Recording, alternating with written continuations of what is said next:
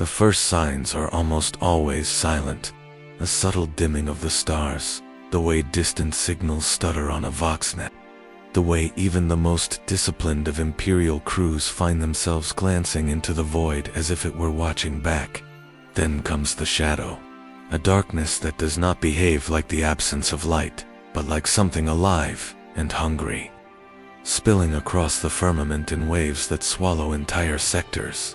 It is the arrival of the great devourer, the Tyranids, whose approach cannot be bargained with, reasoned with, or truly measured. To witness them descend upon a world is to watch the very concept of survival unravel, to feel the certainty of human dominance on a galactic scale collapse into the feeding ground of something infinitely older, infinitely hungrier. Entire civilizations, armed with fleets and armies, vanish into silence once their tendrils touch the atmosphere. What happens in those moments of invasion is not a simple war, it is consumption, total and absolute, where the very matter of a planet is stripped bare until nothing remains but a husk drifting in the void. And for those caught within the storm, the nightmare is far more personal, far more immediate than even the darkest Imperial propaganda dares to capture. Before we descend into this abyss together, take a moment to anchor yourself. If you find this story worth witnessing, if you want to explore more of the hidden terrors and fragile lights of the galaxy, then join us. Subscribe, share this chronicle, and lend your voice to the echo of those who refuse to look away. It is through remembrance, even in shadow, that survival gains meaning. The first signs are never loud. They do not arrive as fire raining from orbit, nor as the shriek of bioweapons piercing the sky. They begin instead as whispers carried through the void, fragments of silence where once there was order. In the deep sanctums of the astropaths, voices stutter and collapse mid-transmission, leaving only hollow echoes on the voxnet. Entire strings of messages cut out like dying embers, and those sensitive to the warp feel something pressing against them, like a vast, invisible hand smothering the breath from their lungs. To most of the Imperium, spread thin across stars, such disturbances are nothing unusual. There are always storms in the Imperium, always unexplained disruptions in the void. But for those who have watched too many disappearances, who have seen systems go quiet in perfect sequence, a darker truth begins to take shape. On the surface of the doomed worlds, life moves on with its brutal, ordinary rhythm. Workers in the manufactorums bend over their machinery, pressing out munitions and armor plates without end. Children play in the dust between hab blocks, too young to understand the pallor of the sky.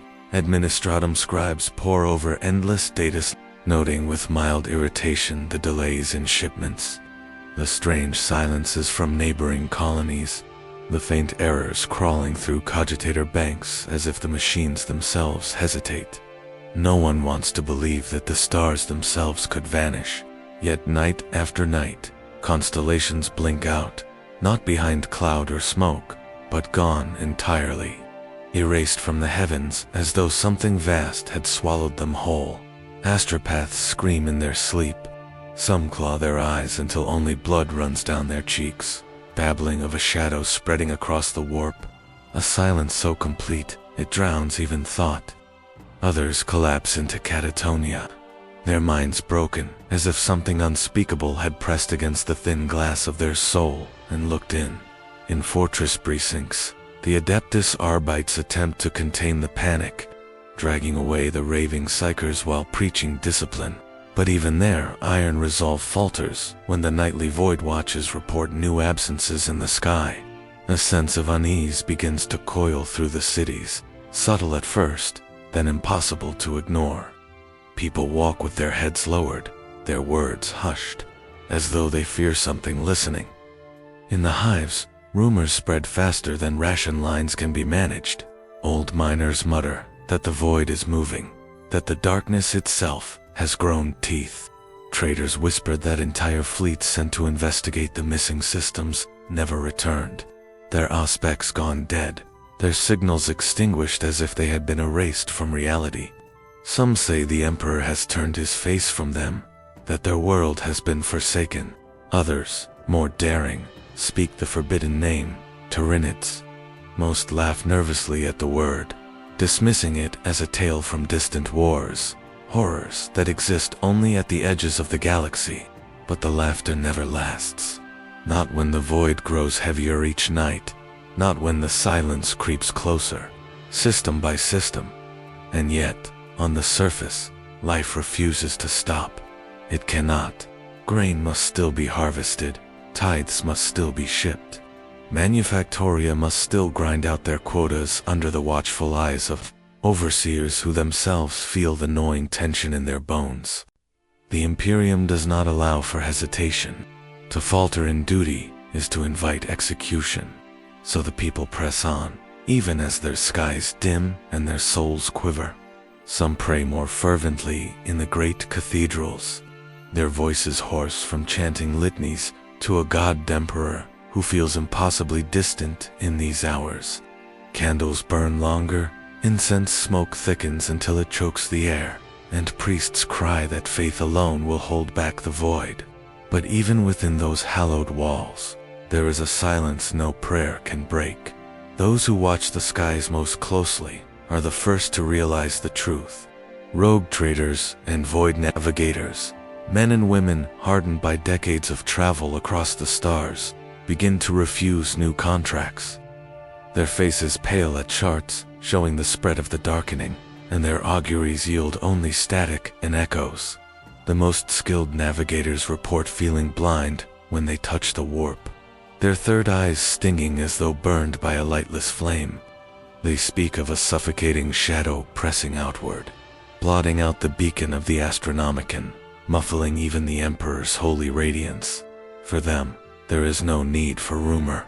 They know what it means. They have felt it before, in systems that no longer exist. They pack their ships, they vanish into the lanes of the void, and they do not look back. But the great masses cannot leave.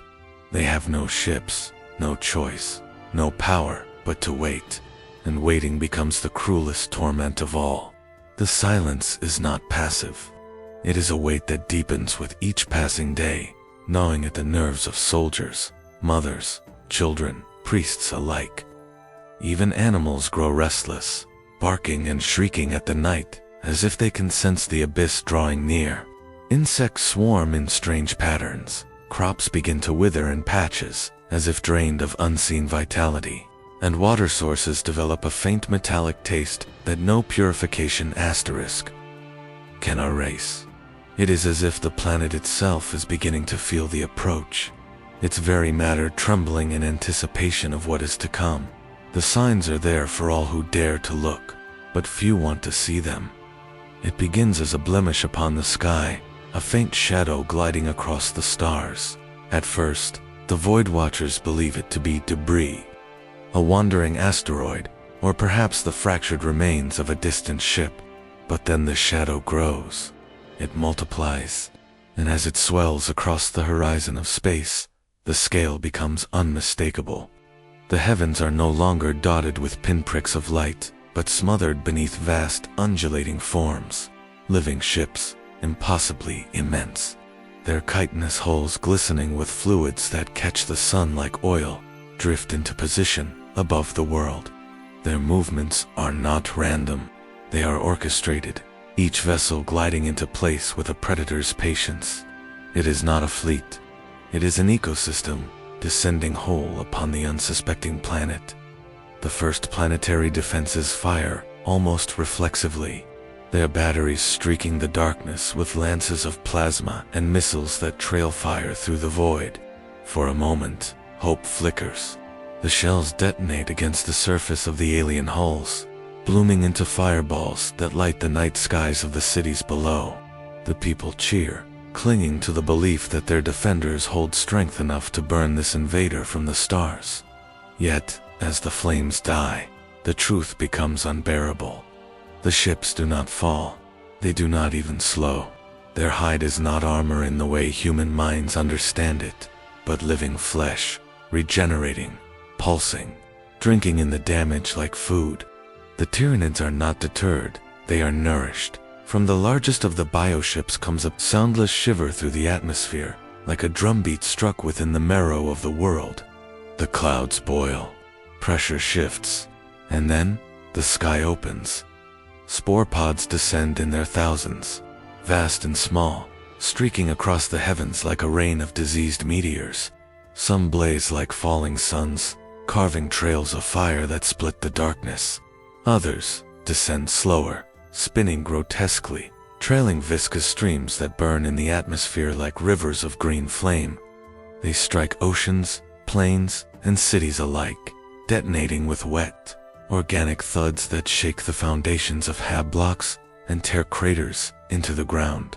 From each pod spills new life, alien and ravenous, crawling, slithering, and charging into the streets of humanity's cities before defenders can even rally.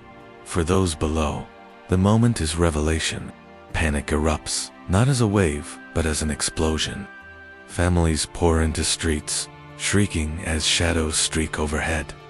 Vox speakers scream orders from the PDF command, urging citizens to remain indoors, to stay calm, but their words are drowned by the thunder of dissent and the shriek of buildings collapsing under impact. Priests cry out from cathedral steps, waving aquillas and chanting litanies, as if faith alone could harden the walls against the rain of flesh. But faith is no shield, not when the heavens themselves betray their fragility. The Astra Militarum regiments garrisoned upon the planet scramble into formation, their tanks roaring down avenues, their lasguns snapping bright lines of fire into the falling night. Commanders bark into Vox grills, rallying their lines with oaths of the Emperor's light. But even the bravest cannot ignore the scale above them. Entire swaths of the sky are blotted out. Where once stars glittered, now only the pulsating bellies of Tyranid organisms loom, their shapes twisting with obscene life. The defenders understand then, this is not a single strike, not a raiding party, not a fleet that can be defeated in battle. It is a hunger made manifest, a tide so vast that the planet is no longer a home, it is prey. And the prey begins to understand the scale of its predator.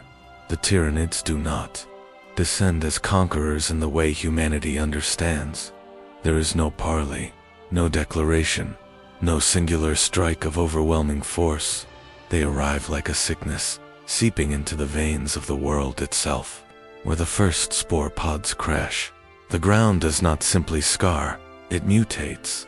From the splintered craters rise stalks of living tissue, their surfaces slick with mucus, their roots burrowing hungrily into soil and stone alike. These alien growths pulse with a slow, nauseating rhythm, as though the world has grown a second heart that beats against its will. Within hours, landscapes begin to change. Fields once tilled by generations of farmers twist into tangled thickets of chitinous spires, their tips exuding foul vapors that thicken the air with a haze that stings the eyes and clogs the lungs. Hablock streets become chasms of biomass, the asphalt cracking as Tyranid capillaries creep across them like veins. Even the walls of manufactorums, built to endure bump, groan under the relentless spread of alien tissue that infiltrates cracks and grows, splitting steel apart with quiet inevitability. The defenders respond with fire.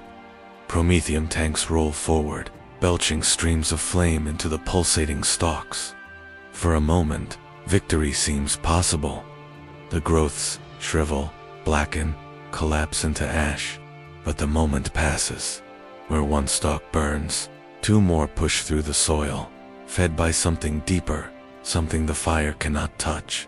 The world itself is being rewritten, cell by cell, and humanity's weapons, less fire, bolter rounds. Even artillery barrages feel like the tantrums of children striking against an ocean tide. Soon the air itself becomes hostile. Invisible spores drift on every gust of wind, carrying toxins that settle into the lungs of soldiers and civilians alike. Breathing grows labored, skin blisters where droplets settle, and entire platoons collapse, wheezing, their bodies liquefying as alien enzymes feast on them from within. The once familiar wind carries with it a taste of iron and rot, until every breath feels stolen, bought at the cost of flesh. For the defenders, every moment of survival becomes not a question of victory, but of enduring another heartbeat in a world that no longer belongs to them. And in the streets, the swarm comes. They do not rush in endless waves at first.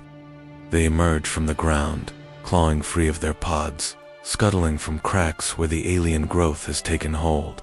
Gaunts with scything talons and eyeless hunger charge headlong at defenders, their screeches piercing the haze. Warriors, towering and armored, direct the lesser creatures with silent precision, their alien senses tuned to the will of something greater above. Even as Imperial tanks fire point blank, vaporizing clusters of creatures into gore, the swarm does not falter. There is no morale to break, no command to sever, no fear to exploit.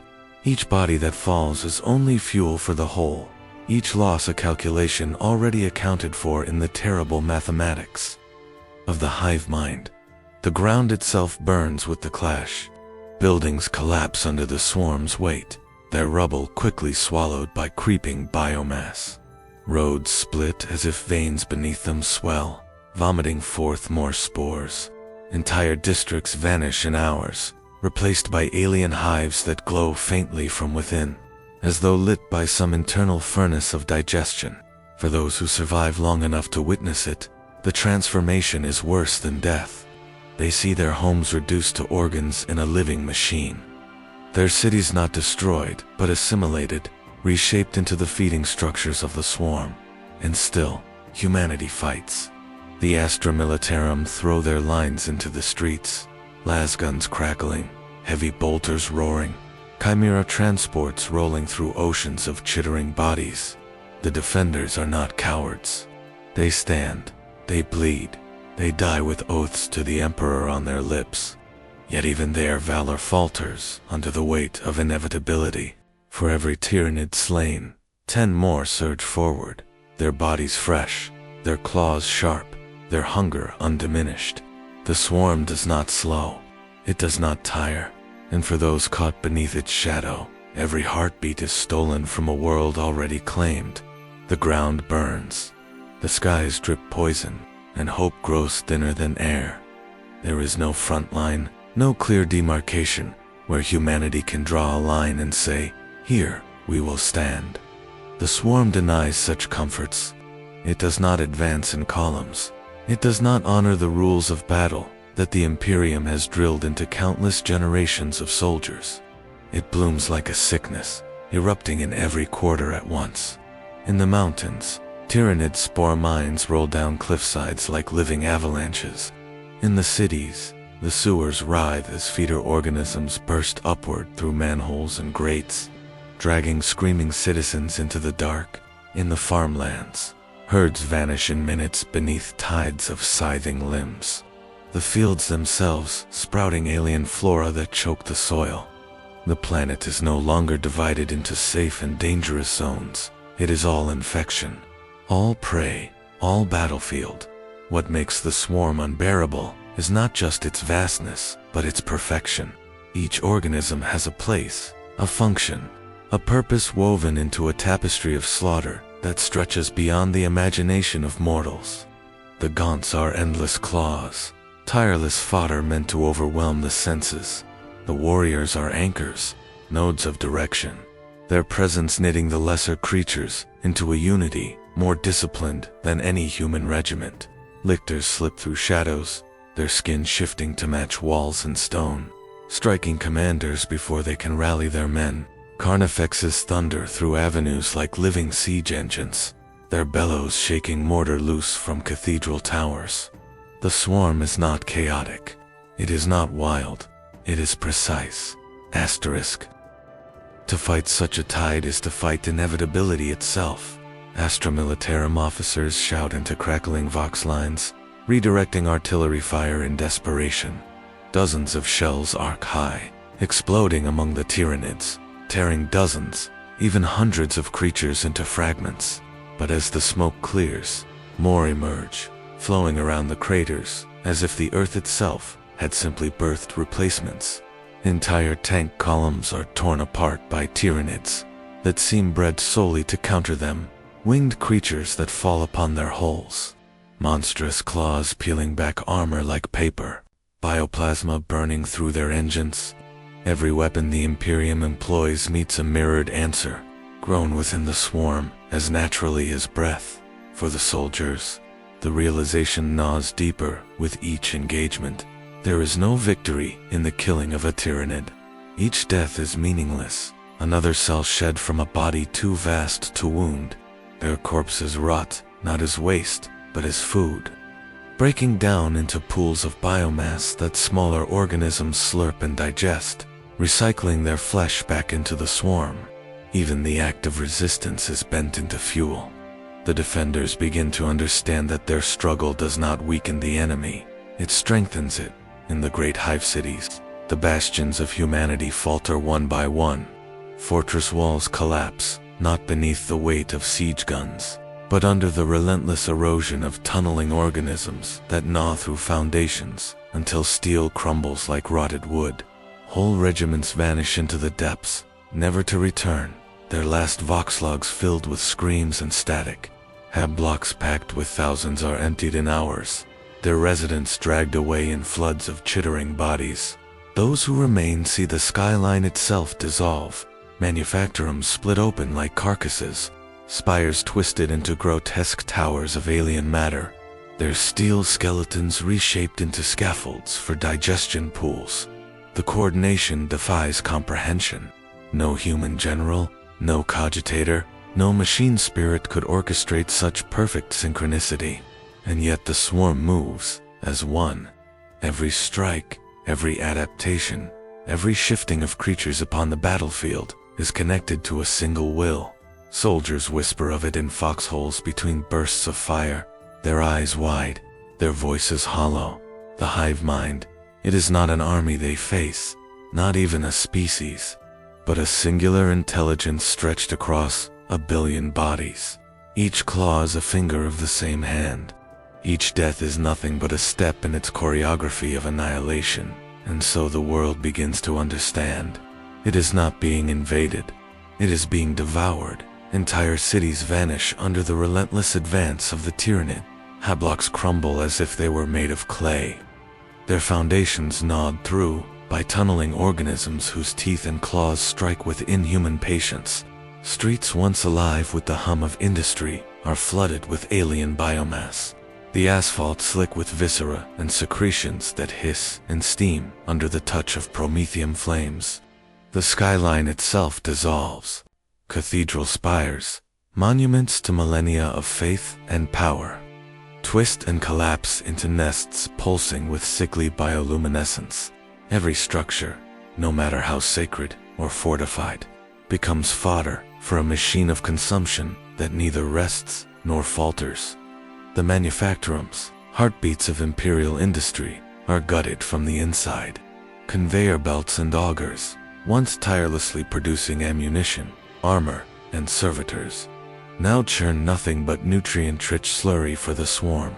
Factories are hollowed and reshaped into organs of digestion, their furnaces feeding into pools where biomass simmers, churning with the larvae of future generations. What humanity built with decades of sweat and steel becomes mere food for an intelligence that cares nothing for history, art, or creed. It is the ultimate inversion of civilization.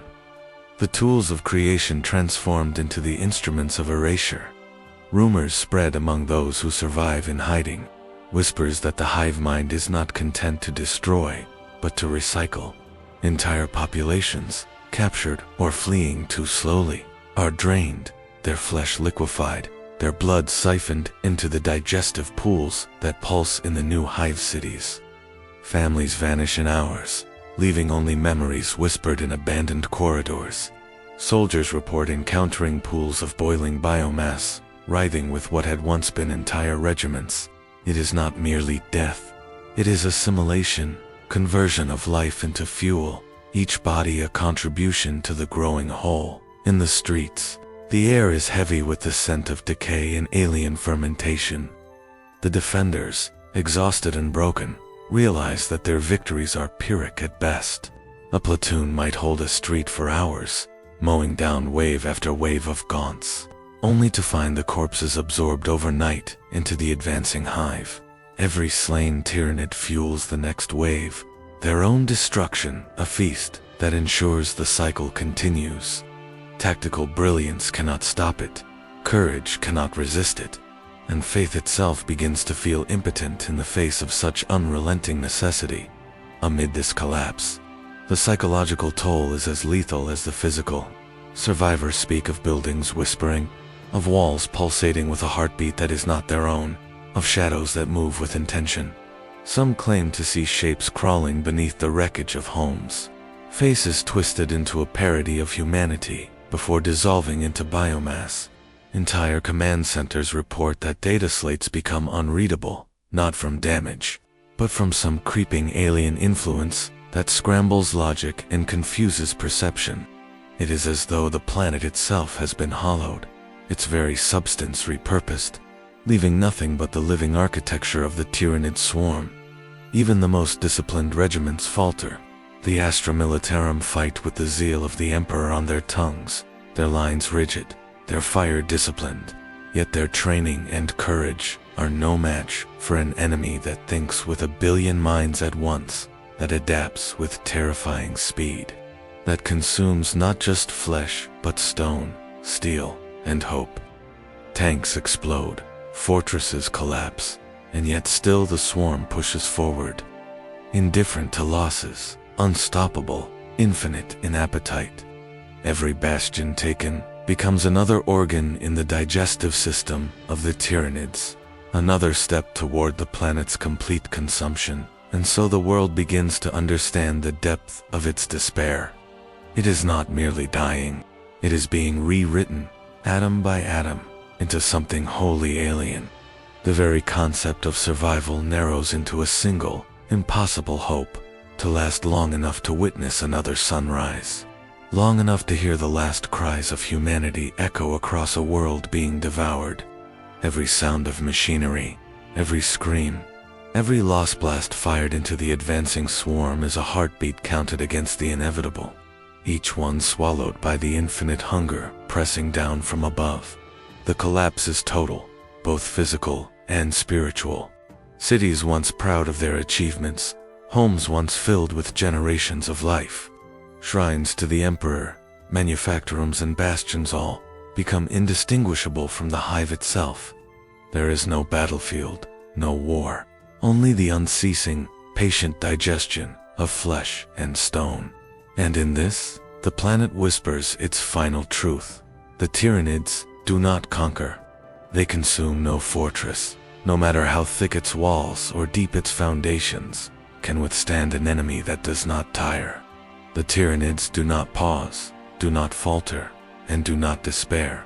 Their tide is endless, a biological inevitability that moves with precision and patience beyond human comprehension.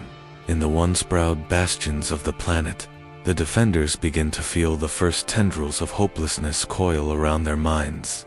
Soldiers who had trained for decades, drilled to face impossible odds, now tremble at the whisper of alien claws against stone.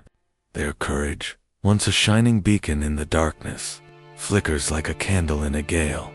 Faith, which had sustained generations through countless wars, begins to feel hollow. Priests cry litanies, atop rubble, chanting to the Emperor, in voices strained by exhaustion and grief. Candles burn low, smoke curling into the toxic air. But the prayers fall upon ears that are deaf, not because the Emperor has turned away, but because the scale of the horror is beyond even divine comprehension. Every unanswered plea, every miracle that fails to manifest, erodes the mind as effectively as the Tyranid claws erode steel. The people begin to whisper that their Emperor cannot save them, that salvation is an abstract beyond reach. And in that whisper lies the first seed of despair. Madness spreads faster than spores. Civilians huddle in ruined streets, rocking back and forth as they mutter to themselves, eyes wide with the horrors they cannot name. Soldiers, once disciplined, stare at the walls and barricades, imagining creatures moving behind them, even when none exist. The line between reality and hallucination blurs, every shadow a potential predator. Commanders issue orders, but their voices are met with confusion and hesitation. Morale fractures in the silent spaces between gunfire. Those who resist the creeping terror feel it nonetheless, gnawing at their thoughts with the same patient hunger as the Tyranids themselves. Even the Astra Militarum feels the weight of futility. Platoons drilled to perfection, trained to endure famine, exhaustion, and bombardment, falter beneath the realization that this is a war without end. No fortifications hold long enough to matter. Every street retaken is lost again within hours. Every enemy killed is replaced tenfold. Veteran commanders, hardened by decades of warfare on countless worlds, begin to whisper that they are not fighting for victory, but merely for survival, for a heartbeat, a single dawn. The exhaustion is physical, yes, but it is also spiritual, a relentless erosion of the very essence that allows asterisk. In the streets, the terror is tangible. Survivors speak of screaming neighbors dragged into the alien growths, of friends and family turned into nothing but nutrient for the hive, their faces melting into liquid as they are absorbed into the churning biomass. Soldiers stumble over the bodies of comrades, their hands trembling as they fire into the black tide, knowing full well that they are losing the battle even as they fight.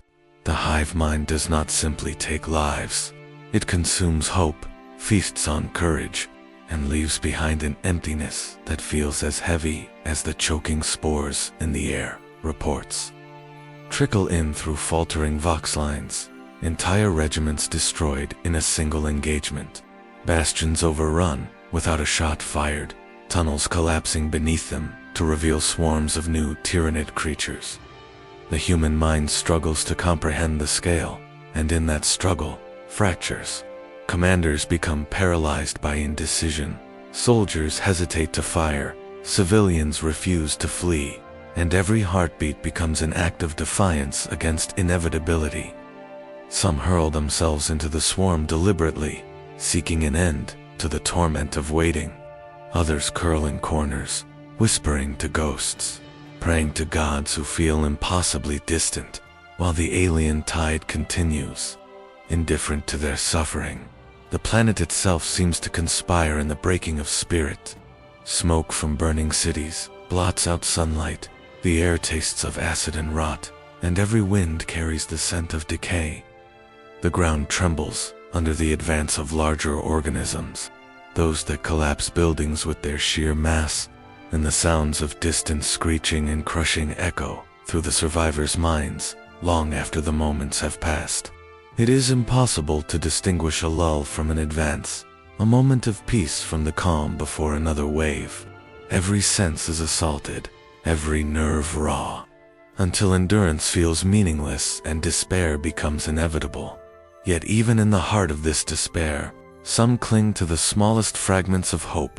They are shadows of human spirit, men and women who fire at the swarm despite knowing it will only grow stronger, who shield the weak with nothing but courage and conviction, who whisper the Emperor's name when all else has failed. But their hope is fragile, and the weight of the hive mind, the endless tide, the collapse of cities and comrades, presses down with a force impossible to resist. For every act of bravery, 1,000 others falter. And as the nights stretch longer, the sounds of distant screams and the gnawing of alien biomass beneath their feet, it becomes undeniable. This war cannot be won. It can only be endured for as long as flesh allows. In the heart of devastation, where cities have become nests and streets rivers of alien biomass, there are those who see beyond the physical horror, astropaths, the fragile conduits between the mortal realm and the immaterial currents of the warp, speak in trembling tones of a shadow unlike any before. It is not simply the absence of light, nor the distortion of psychic signals. They feel it pressing, suffocating, erasing the clarity of thought. The Astronomicon, that radiant beacon on Terra, flickers in their minds as though caught in a storm, a pale glow fading beneath an encroaching darkness that is neither star nor void. but something far older, far hungrier. Psychers sense it too, those trained to reach into the warp for insight, for communion with the Emperor's guiding presence, find themselves unable to hold a connection. Their visions blur, racked by whispers they cannot name, by currents that twist and tear at the edges of consciousness. Some claim that the hive mind reaches into the warp itself, a tendril of the swarm stretching into realms mortals cannot perceive, corrupting signals, drowning out prayers, and feeding not only on flesh, but on faith and hope. The line between reality and perception begins to fray. Are the whispers real, or are they the mind's desperate response to the annihilation below? Among those who survive, rumors spread faster than the Tyranids themselves. Sailors returning from the void speak of entire systems that have gone black-knot in light, but in psychic resonance, as if their stars have been cut off from Terra's guiding beacon. Vox messages collapse into static or incoherent babble, as if some unseen hand has plucked the words from the air. Even the most disciplined navigators feel the currents shift, the Imperium bending, twisting around the devastation, leaving the stars themselves untrustworthy. Some whisper that the Emperor's sight has been dimmed, not by distance or neglect, but by the devouring shadow pressing across the galaxy in the battlefields. This psychic suffocation manifests as terror. Veterans who have faced orcs, chaos, and even demonic incursions report a sensation unlike any other. It is a weight on the soul, a pull against thought itself, a numbness in the mind that dulls reflexes and erodes courage. Soldiers hear faint, indistinct voices in the whistling of the wind. Shadows move in ways that defy logic, and visions flicker in peripheral sight faces of comrades who never existed, or who died long ago, twisted into expressions of torment. Even the Adeptus Custodes dispatched from orbit feel the dissonance, their mental discipline challenged by currents that reach beyond mortal comprehension. Some dare to suggest that the Tyranids are no longer merely physical predators. They speculate, in hushed corridors and whispered prayers, that the hive mind may extend into the warp itself, bending psychic currents to its hunger, sowing doubt and madness across entire systems before any gaunt or warrior even sets claw to flesh. Others dismiss these as delusions, the fevered imaginations of mortals pushed past endurance, but the effects are undeniable. Convulsions in the Imperium, voices drowned in the astral tide, and the tremors of psychic power failing across the battlefield leave even skeptics unsettled. Yet amidst the confusion, there are those who fight to interpret the signs. Seers and sanctioned psychers attempt to chart the distortions, to distinguish the Tyranid influence from natural warp turbulence, to discern the difference between prophecy and panic. But the patterns resist comprehension. Signals that should flow like light through a prism are blocked, twisted, erased. Channels of communication that once connected a planet to its fleet or to Terra go dark, leaving isolated nodes of resistance. Some commanders despair quietly, knowing that if the Astronomicon cannot pierce the darkness, then hope itself may already be lost. Even the most devout pray for guidance. Cathedrals once devoted to mundane faith now echo with frantic chants, the words repeated in ever-growing desperation as incense burns thick and candles gutter in the suffocating haze. But the prayers seem to strike only air. For every soul calling to the Emperor, the shadow deepens, leaving an imprint of fear and uncertainty as asterisk, tangible as the acid rain falling upon the streets below. It is a subtle, insidious terror, one that gnaws not at muscle or bone but at the essence of being. The world itself seems to mirror this psychic corruption. Fields once verdant with crops now appear gray and lifeless from orbit. Forests twist into impossible forms, and water glimmers with hues that unsettle the eye. Even the wind carries a tone of dissonance, a low hum that resonates with the mind, a vibration that twists thought and amplifies dread. Some psychers claim that the warp itself mourns the consumption of life, that the psychic void stretches to accommodate the growing biomass, and that even the galaxy feels the knowing hunger pressing through space, through reality itself. And yet, the truth remains uncertain. Was the warp disturbed by the Tyranid presence? Or do mortals simply perceive its change because their own spirits fracture beneath the horror? It is impossible to say. What is certain is the fear it inspires, the paralysis it casts over the defenders, and the way it magnifies the hopelessness of each moment, when eyes and ears are deceived, when the Astronomican's light is dimmed, when faith feels impotent. Survival becomes a fragile thread stretched taut over an abyss that no courage can bridge. Even so, some cling to that thread. Psychers continue to push, casting signals of guidance, attempting to pierce the darkness with words of the Emperor.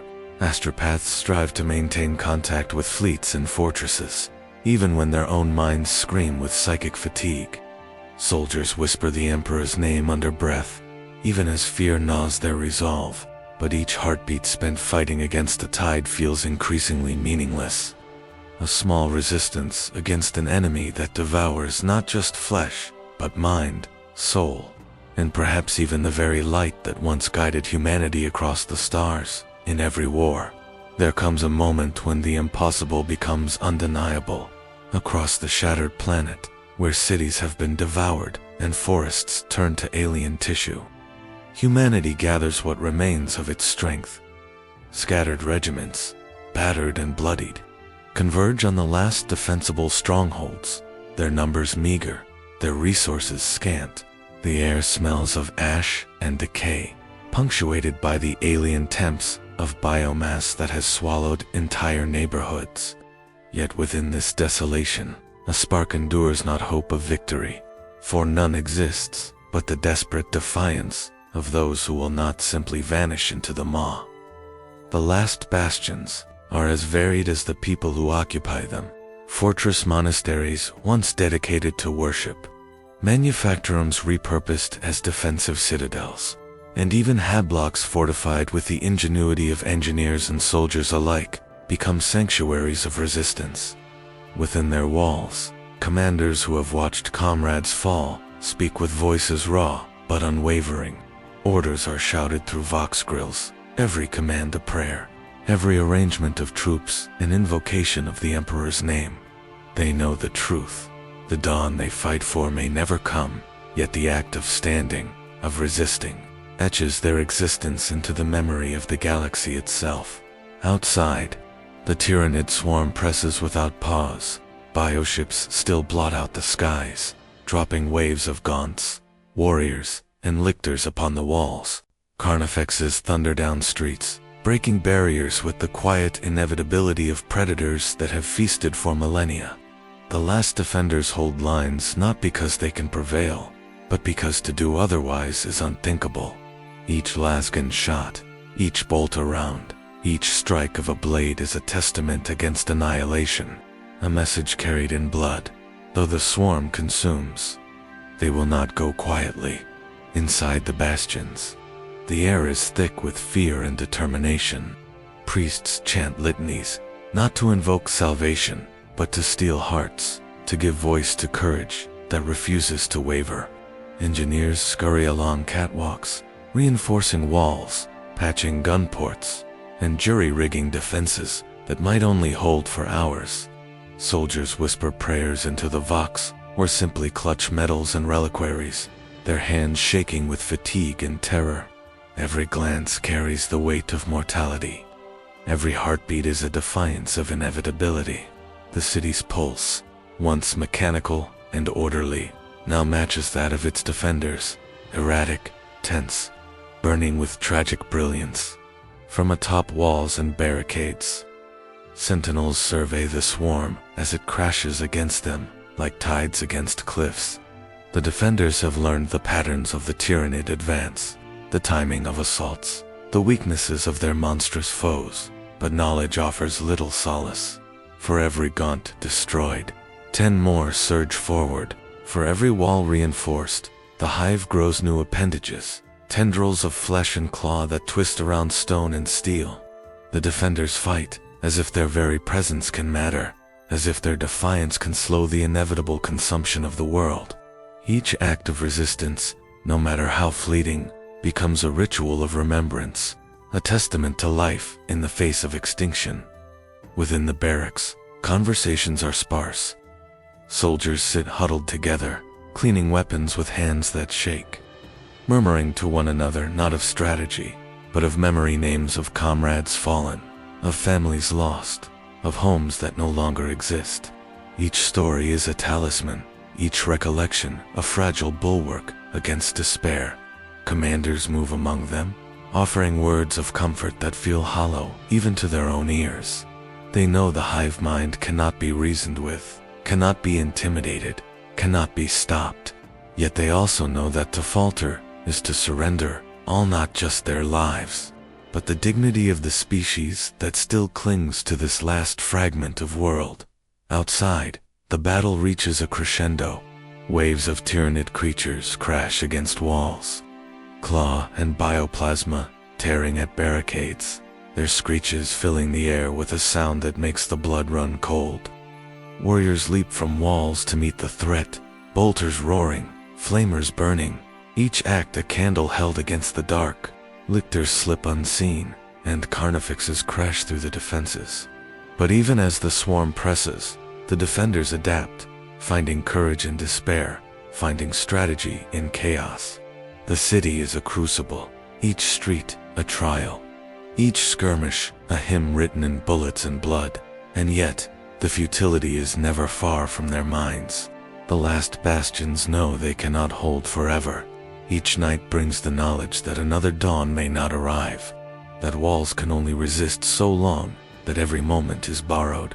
But in that awareness lies the essence of their heroism, to stand in the face of certain destruction, to fight not for victory, but for meaning, to etch their defiance into the memory of the galaxy, even as the world itself burns.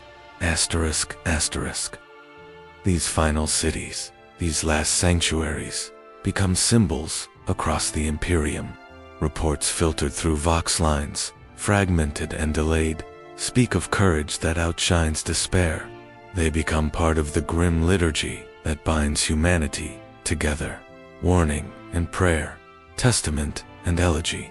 Even as the Tyranids consume stone and flesh, the axe of defiance burn brighter, echoes that will linger in whispers, in histories, in the hearts of survivors elsewhere. The galaxy remembers such moments, and through memory, the sacrifice endures. When the Tyranids finish, the silence is profound, almost unbearable in its completeness. No fires burn, no engines hum, no voices call across streets or mountainsides. The air, once thick with smoke, pollen, or the scent of industry, hangs empty, stripped of sound, of warmth, of life. The oceans, which once teemed with creatures of every conceivable scale, are dry or coagulated into nutrient pools consumed down to the last molecule. Rivers have vanished, leaving only cracked beds and the faint odor of alien decay. The mountains, once proud and immovable, have been hollowed, their veins and caverns repurposed into feeding grounds for organisms now departed, their function complete. Even the forests, the last bastions of wildness, have been reduced to writhing alien scaffolds or burnt remains.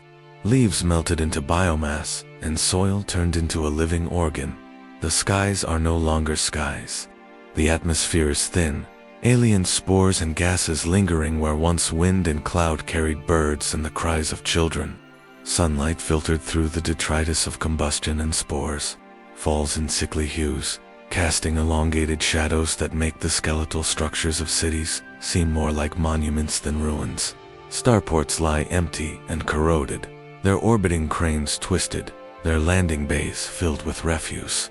The once lively factories, manufactorums, and cathedrals now pulse faintly with the residual glow of Tyranid digestion, their intricate systems repurposed to the hive mind's needs before being abandoned. The planet is husk and echo, a graveyard so complete that it seems to sigh with its own emptiness. No signal escapes. All Vox channels are dead, all astropathic links silenced, no pulse of data, or fire of lost cannons remains. The Imperium searches, but the silence is absolute, unnerving even to those who have faced planetary ruin before. The once civilized world, with its millions of lives and centuries of achievements, has been erased as if it had never been. Maps will mark its location. Bureaucrats will note its disappearance in reports. But no survivor remains to tell the tale. No artifact endures that is untouched by the Tyranid digestive process. It is not death, as mortals know it. It is the obliteration of existence itself, the conversion of a world into nothing beyond memory and biomatter. The sensory evidence of the Tyranid consumption lingers even when the swarm has departed. The smell of fermented biomass, faint and chemical, persists in low pockets, carried by the thin winds that whisper across the hollows. Stone walls, once fortified, appear warped and scarred as though they had been pressed, chewed, and kneaded into submission. Even orbiting satellites record irregularities in topography, the once natural contours reshaped into grotesque as if the planet's very geology had been digested and rebuilt for purposes beyond comprehension. Every crater, every hollow, every ruined spire is a testament to the comprehensive hunger of the hive mind, a record of annihilation written in the language of consumption. Legends, whispered across the Imperium in the aftermath, speak of the hive mind itself as a shadow that touches not just flesh, but memory. Where the Tyranids leave no survivors, they leave impressions in absence that haunt psychers and navigators alike. Astropaths report distorted signals, fragmented and meaningless, like echoes of a dead world bouncing through the warp. Those who study the remnants of consumed planets describe the phenomenon as a psychic scar, a wound in the immaterium left behind by a hunger that cannot be measured in conventional terms. It is as if the galaxy itself remembers the consumption, registering the erasure as more than mere matter, but as an event that bends reality and perception alike. There are no monuments, no relics, no remains that tell the story of what once was. Where cities stood, there are only the faint traces of alien scaffolding, organic lattice that had once housed the Tyranid digestive processes. Where forests and fields flourished, only the skeletal remnants of plant matter interwoven with biostructures hint at the cycle of consumption that swept through the world. The planet's orbit itself seems to mourn its loss, a silent, spinning tomb with no light from industry or hearth. Even the stars above feel altered, as though the absence of life below resonates outward, a void echoing in the spaces between. Historians and scholars of the Imperium will speak of the planet in hushed tones, using terminology that attempts to frame the incomprehensible. They will classify, describe, and catalog, but none can truly convey the emptiness. Attempts to reconstruct events rely on fragments, scorched clocks, distorted astropathic transmissions, and the sporadic accounts of ships that skirted orbit before the world fell entirely silent. Even these fragments tell only part of the story, leaving imagination to fill the yawning gap with terror and awe. It is in this silence, more than in any battle, that the true horror of the Tyranids manifests. Humanity has faced Xenos before, chaos incursions, and the ravages of war across countless worlds. But this is erasure, absolute and methodical. No grave markers, no echoes of culture, no trace of achievement remains. The planet's story ends, not with a final stand or a heroic last charge, but with the swallowing of all existence into an intelligence that moves without pause, without emotion, and without end. Death, in this context, is insufficient. Annihilation is the only word adequate to describe the void, even as fleets pass nearby. Scanning for signs of life or salvage, they report nothing but quiet, a stillness that unnerves veteran officers and psychers alike. The silence is not merely a lack of sound, it is the absence of resistance, the cessation of history, the final punctuation on the lives that once populated the world. It is a void that informs all who observe it. a lesson written in emptiness. When the Tyranids come, the end is not victory or defeat, it is erasure. And yet, even in the void, some sense the ghost of memory. Pilots swear they feel faint tremors, as if the planet still breathes faintly, a resonance left over from the immense biomass once contained within. Astropaths whisper of a lingering presence in the warp, a shadow of hunger that refuses to dissipate entirely, a psychic echo that serves as warning and reminder. It is a reminder that where the Tyranids have passed, nothing is ever truly ordinary again. The galaxy itself carries the imprint of their consumption, a silent testimony to the ultimate inevitability of the hive mind. Even in the complete silence of a world consumed, the Tyranids do not rest. What appears as an end is merely a transition, a transformation of life and matter into fuel for the inexorable march of the swarm. The biomass collected from countless planets, from cities and forests alike, is carried outward into space in living vessels, forming the sustenance that will drive the next advance, the next consumption, the next erasure. The galaxy itself shudders, though few can perceive it. For somewhere beyond the void, another system already trembles under the presage of shadowed skies and alien shapes blotting the stars. It is a reminder that the Tyranids are neither conquerors nor invaders. They are inevitability incarnate, a force whose only law is hunger and whose only purpose is the endless continuation of that hunger. From orbit, the remains of devoured worlds pulse faintly with the echoes of their former life. Bioluminescent residues, the subtle tremors of assimilated material, ripple across the husks of cities, forests, and oceans. These are not mere residues. They are the memory of consumption, encoded into the fabric of the hive mind's intelligence. Every organism assimilated, every structure dissolved into nutrient, adds to a collective consciousness that spans light years, a network of sentience built entirely upon the act of consumption. The Tyranids do not rejoice, do not mourn, and do not consider the morality of their actions. Their purpose is absolute, their focus unyielding, their cycle unending, psychers in the void, attuned to the subtle currents of the warp, sense the echoes of the devoured worlds as faint disturbances, psychic tremors that ripple across the immaterial. Some interpret these echoes as warnings, others as prayers unanswered, and some simply as signs of madness creeping along the edges of understanding.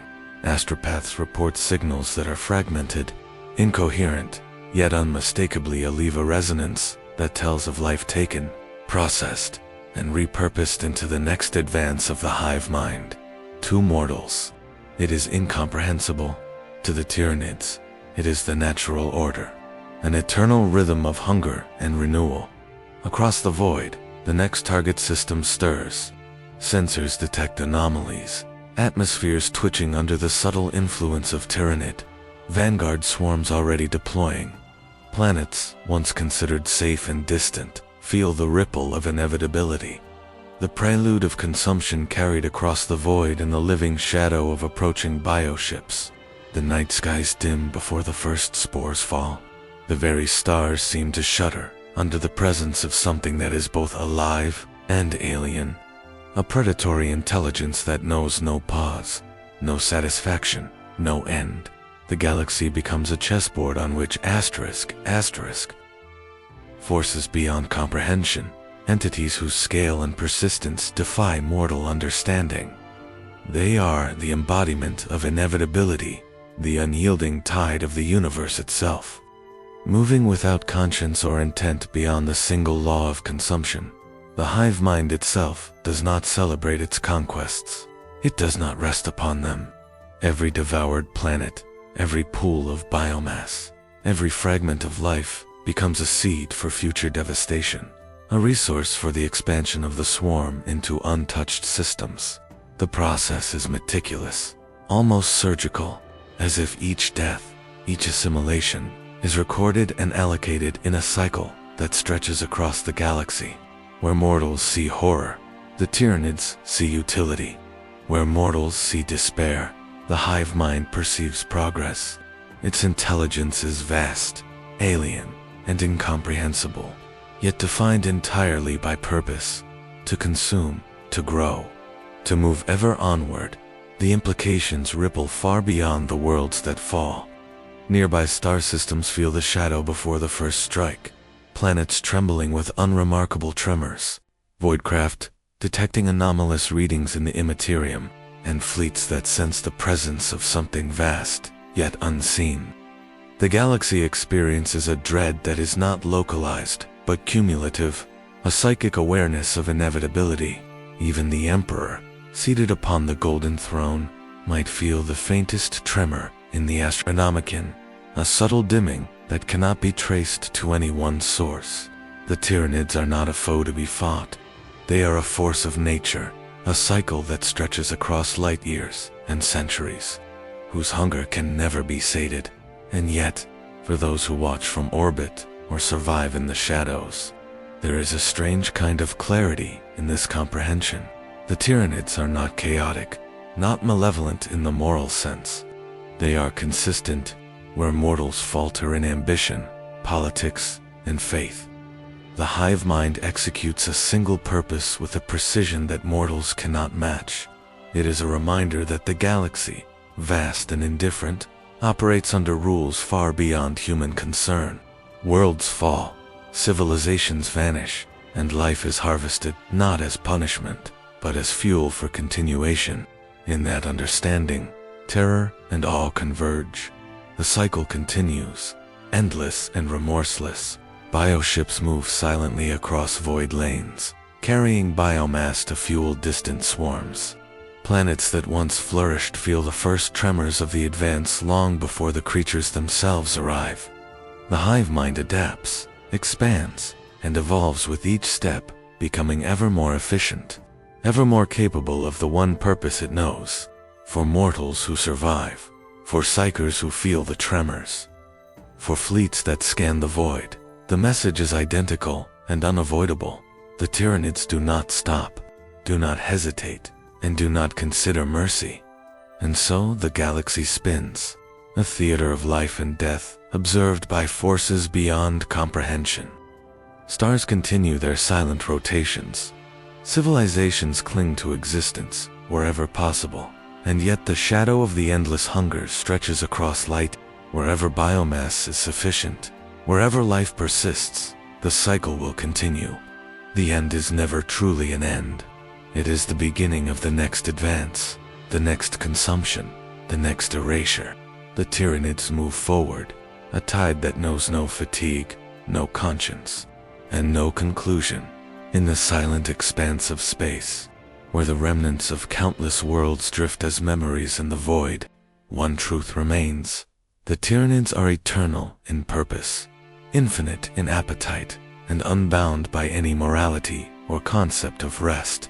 For them, the universe is a banquet, and the feast has no conclusion. They move through the stars with the singular inevitability of hunger incarnate, and wherever they travel, the cycle of consumption stretches onward, a reminder to all who perceive it that the galaxy is not a place of permanence, but of endless, inexorable hunger. And somewhere, in a system yet untouched, the first spores fall. Somewhere, another night sky darkens. Somewhere, the cycle begins again, as the stars continue to turn in silence, and the void stretches beyond comprehension. The galaxy bears witness to a truth, both terrifying and inevitable. Life is fragile, civilizations are fleeting, and the Tyranids move onward, their hunger eternal. What has been consumed is gone, yet their presence leaves a mark, a shadow that whispers across systems, reminding all that no corner of the cosmos is truly safe. And yet, even in this vast darkness, there is meaning in remembering, in witnessing, in understanding the scale of what exists beyond mortal control. The stories of resistance, of courage in the face of annihilation, endure in memory, echoing as warnings, as lessons, and as testament to the resilience of life even when it is fleeting. So as you look to the stars tonight, imagine the worlds that were, the defenders, who fought, and the endless tide that moves through the void, consuming and reshaping the galaxy with tireless purpose. Like the Tyranids themselves, the story does not end, continues in whispers, in shadows, and in the silent knowledge that the universe is far vaster and far stranger than we can ever fully comprehend.